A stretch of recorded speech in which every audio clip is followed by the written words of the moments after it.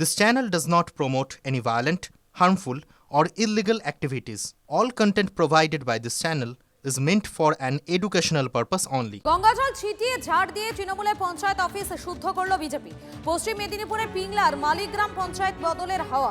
15 বছর ধরে পঞ্চায়েতকে দুর্নীতির আখাড়ায় পরিণত করেছে তৃণমূল, অভিযোগ বিজেপি। পালা বদলের পর মহাকুম্ভের গঙ্গাজল দিয়ে অফিস ধুইয়ে দিল বিজেপি। যদিও দখলদারি নয়, আগের তৃণমূল বোর্ডই কাজ চালিয়ে যাবে জানিয়েছে বিজেপি নেতৃত্ব। প্রধানমন্ত্রী স্বচ্ছ ভারত অভিযানের মধ্য দিয়ে সাফ সাফাই করে আগে প্রথম আমরা ঘরটিকে শুদ্ধিকরণ করলাম। বিগত 15 বছর ধরে যেভাবে দুর্নীতি, অত্যাচার, কাটমানি এই অঞ্চল থেকে, এটা একটা মানুষের, সাধারণ মানুষের সেবা স্থান, এখান থেকে আমরা সেবা প্রদান করব। এটাই আমাদের অঙ্গীকার। আগামী দিন যাতে এখানে আমাদের নির্দিষ্ট পঞ্চায়েত প্রতিনিধিকে গড়তে পারি গণতান্ত্রিক পদ্ধতিতে। আমরা দখলদারি রাজনীতি ভারতীয় জনতা পার্টি শেখায় না।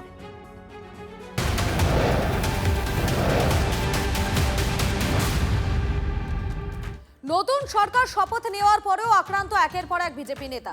পশ্চিম মেদিনীপুরে বেলদায় বিজেপির জেলা কমিটির নেতাকে ব্যাপক মারধর।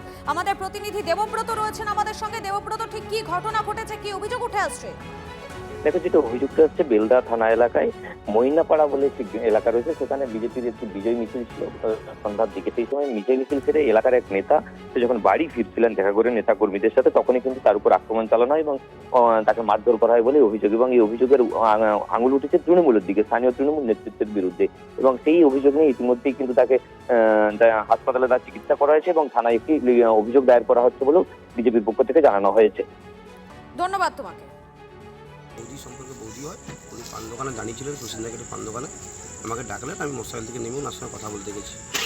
হঠাৎ করে এই তৃণমূলের হারমাত দৌড়ে এসে একজন আমাকে অকথ্য ভাষায় গালিগালাজ করে চড় থাপ্পড় দেয়, আমার মোটরসাইকেলের লুকিং গ্লাসটা ভেঙে দেয়, আর হাতে ব্লেড একটা ছিল দেখেছি আমি যেটুকু, ওই ব্লেডটা দিয়ে আমাকে আঘাত করার চেষ্টা করে। আমি বারবার বাম হাতটা সেভ করতে গিয়ে আমার হাতে 2-3 জায়গায় কাটাকাটি হয়ে যায়।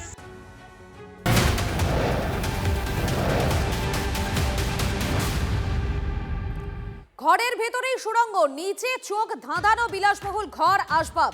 হাওড়ায় অরূপ রায় ঘনিষ্ঠ তৃণমূল নেতা শামীম আহমেদের বাড়ির ভিডিও ঘিরে চাঞ্চল্য। একবার দেখাই সেই ভিডিও, দেখুন একবার।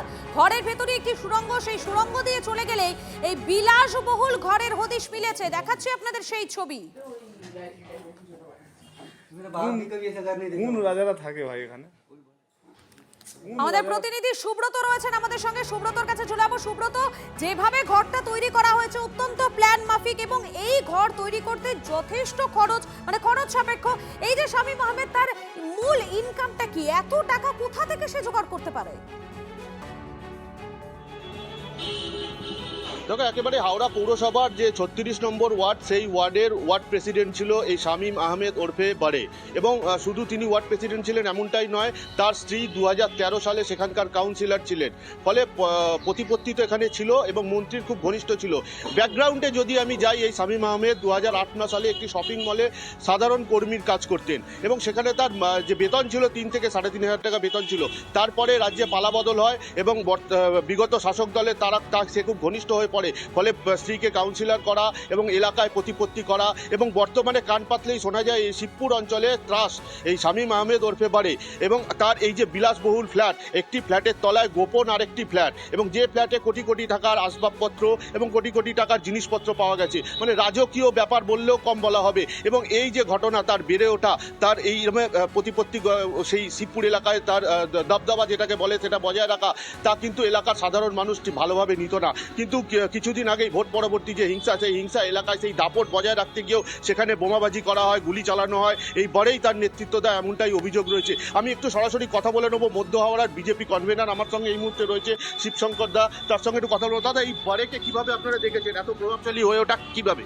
এটা মন্ত্রীর ঘনিষ্ঠ, এখানে যিনি প্রাক্তন মন্ত্রী বিধায়কের ঘনিষ্ঠ, এবং আমাদের দেখা শিবপুর থানা কোনো এর এগেনস্টে বহু কমপ্লেন থাকা সত্ত্বেও কোনোদিন কোনো ব্যবস্থা নিতে পারেনি মন্ত্রীর চাপে। এই বারের এগেনস্টে তো এনআইএ তদন্ত করছিল। হ্যাঁ, এখন তো বোরেতে এনআইএ তদন্তে গ্রেপ্তারও হয়েছিল এবং জামিনে বেলেতে এখন বাইরে আছে।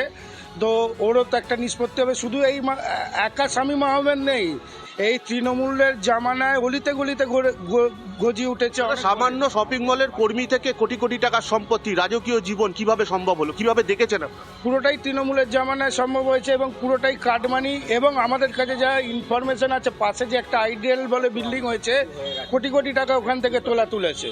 এই বড় এলাকায় কি তোলাবাজি করতো? অবশ্যই এলাকায় তোলাবাজি তো করতো। এলাকায় তোলাবাজি ছাড়াও যে একটা ভয়ের ভীতি করা, ভীতির পরিবেশ তৈরি করা, সেটাকে বজায় রেখেছিল এই বোর্ডে। শুধু তৃণমূলের জামানায়, আমি আরেকটা কথা বলতে চাই, তৃণমূলের জামানায় শুধুমাত্র একটা শামীম আহমেদ নেই, অলিতে গলিতে এরকম শামীম আহমেদ আছে।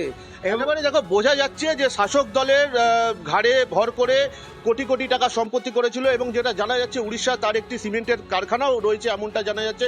তবে এতটাই তার এলাকায় প্রভাব ছিল যে স্থানীয় মানুষ তারা কেউ ভয়তে মুখ খুলতে চাইছেন না। সব মিলিয়ে শিবপুর থানার পুলিশ এখনো খুঁজে বেড়াচ্ছে, এখনো তাকে নাগালে না পাওয়া গেলেও এই যে শামীম আহমেদ তৈরি হয়ে রয়েছে, অন্তত এমনটাই বলছেন যারা স্থানীয় বাসিন্দারা। তারা আপডেটের দিকে নজর রাখো। আপাতত তোমাকে ধন্যবাদ।